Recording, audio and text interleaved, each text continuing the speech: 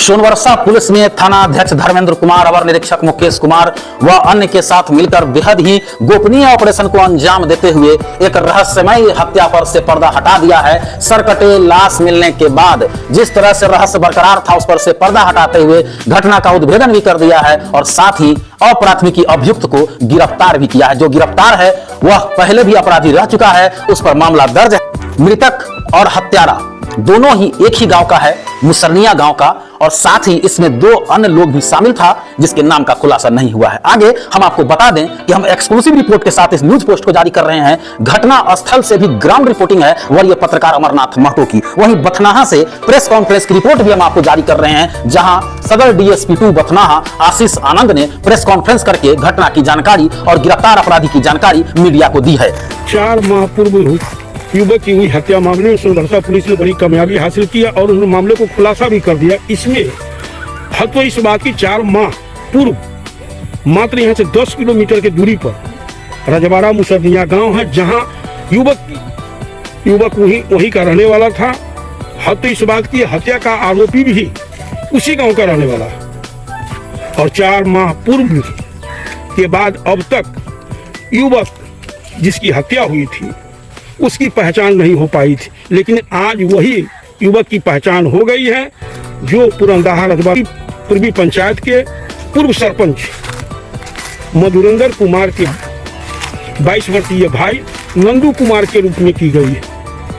हालांकि परिजन लगातार अपने भाई के सगे संबंधी की यहाँ खोजबीन कर रहे थे, लेकिन अब तक मामला खुलासा नहीं हो पाया था। लेकिन जैसे ही मामले को देखा तो उनके परिजन भी आए। आप देख सकते हैं कि पूर्व सरपंच मधुरेंद्र कुमार हैं।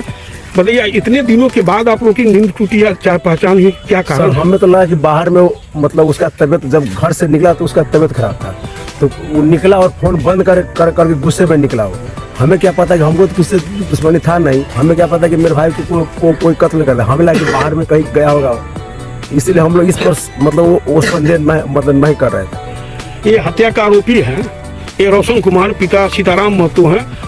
दोनों का आमने सामने ही मकान पड़ता है।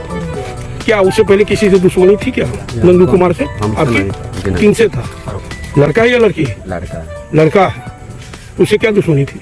तो फिर तुम्हारा क्यों जब उसे मतलब की जैकेट की मतलब की कुछ बात था, उसे विवाद वगैरह थे। तो आप 3 आदमी आकर यहाँ रात में ले आकर हत्या कर सबको फिर वही बुलाया, फोन कर गया, मतलब खिलाया पिलाया। और यही गांजा पिए थे, इसी स्थल पर गांजा पिए थे? मोटरसाइकिल से आए थे आप? अच्छा। आप देख सकते हैं उनके परिजन भी हैं, हत्या के आरोपी भी हैं। 3 लोगों से मिलकर हत्या की गई थी।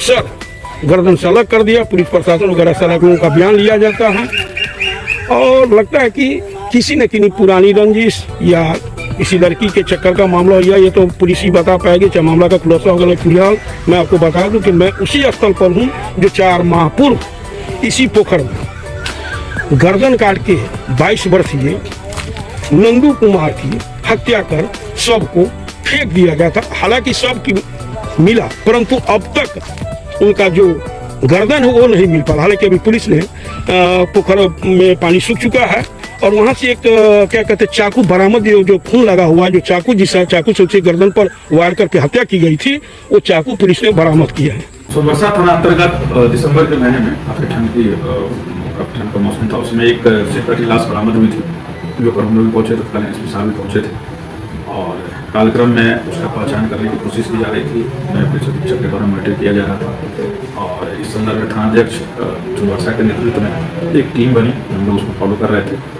और काफ़ी मेहनत करके इस सरकटी लाश का पहले तो पहचान किया गया, जो कि नंदू शाह, पिताजी राम भरोसे शाह, मुसरनिया गाँव के रहने वाले हैं, उनकी पहचान की गई है। और एक गाड़ी खरीदने के विवाद को लेकर के 3 लोग थे, पार्टनरशिप थी, जो कि इनके नाम से गाड़ी खरीदी थी, जिसके चलते और जब वो लोग दारू की व्यवसाय में इन्वॉल्व थे नेपाल बॉर्डर से, और जब उनकी गिरफ्तारी हुई तो लोन के लिए नंदू साहब पर प्रेशर हुआ और जब इस मामले से अभिज्ञ था और आपसी मनमुटाव हुआ, जिसमें 3 लोगों के द्वारा उसको चाकू से और काटने के सामान से मार दिया गया। तो सूचना के आधार पर गिरफ्तारी हुई, उसके बाद कन्फेस भी किया गया और उसके बगल में तालाब है, जिसमें पानी सूखने के कारण जिस चाकू का इस्तेमाल मर्डर में किया गया था वो चाकू भी आपके सामने है, वो चाकू भी बरामद हुआ है और उस समय जब बॉडी हम लोग जब देखने गए थे पीओ पर, उस समय जो ब्लड का सैंपल था वो भी एफएसएल टीम के द्वारा कलेक्ट किया गया। हम लोग उस चाकू और उस सैंपल को भी पहचान के लिए वैज्ञानिक साक्ष्य इकट्ठा करने के लिए एफएसएल को भेज रहे हैं, और बाकी जो शेष 2 लोग हैं उसकी गिरफ्तारी का प्रयास चल रहा है।